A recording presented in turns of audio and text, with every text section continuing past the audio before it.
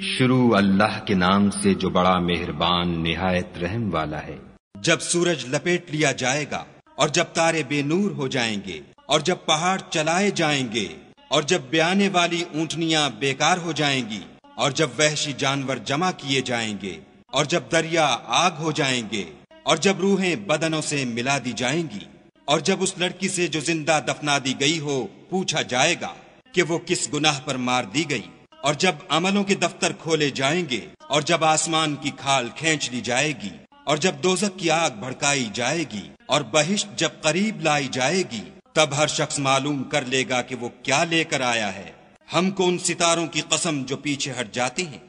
اور جو سیر کرتے اور غائب ہو جاتے ہیں، اور رات کی قسم جب ختم ہونے لگتی ہے اور صبح کی قسم جب نمودار ہوتی ہے،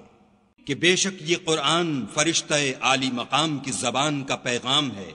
جو صاحب قوت مالک عرش کے ہاں اونچے درجے والا سردار اور امانت دار ہے۔ اور مکے والو، تمہارے رفیق یعنی محمد صلی اللہ علیہ وآلہ وسلم دیوانے نہیں ہیں،